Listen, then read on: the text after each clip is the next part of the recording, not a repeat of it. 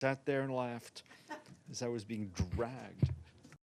Our Undersecretary General for Humanitarian Affairs, Tom Fletcher, today issued an urgent call for the unhindered and safe passage of humanitarian cargo through the Straits of Hormuz.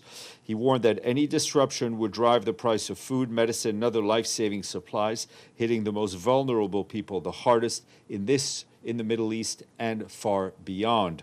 Mr. Fletcher told the Security Council on Wednesday that we are already seeing the impact of this. In Gaza, the price of flour has risen 270%. Globally, shipping costs are up 16% compared to this time last year, and disruptions to maritime routes could delay humanitarian shipments to crisis hotspots around the world by 6 months. And you will have seen that there was a recent report by our friends at the UN Trade and Development, UNCTAD, who released a report with lots of interesting data that covers commercial traffic disruptions around the Strait of Hormuz. Mr. Fletcher stresses that without reliable humanitarian supply routes, millions of people risk losing access to life-saving assistance, food and medicine, and other critical supplies destined for operations in places including East Africa and other places in sub-Saharan Africa could become harder to move, more expensive to deliver at a time where famine threatens places like Somalia. Mr. Fletcher raised this issue directly with key partners and is urging them to allow humanitarian cargo to move freely through the strait so life-saving aid can continue to reach people whose lives depend on it.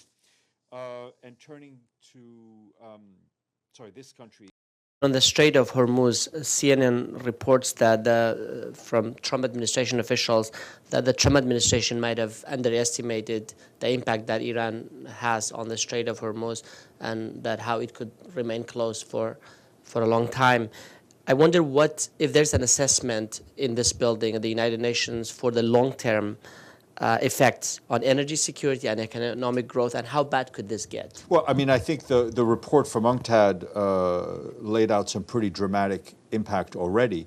I think more than 94% drop in 98 in shipping, the potential huge spike in the price of fertilizer, which is often overlooked as we focus on oil. The price of oil that we're seeing.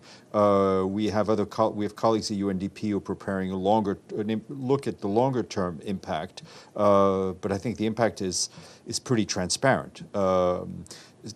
Huge spike in insurance costs if ships even get insurance, the risk of life and limb to the seafarers who are on these ships. I mean, the impact is pretty transparent.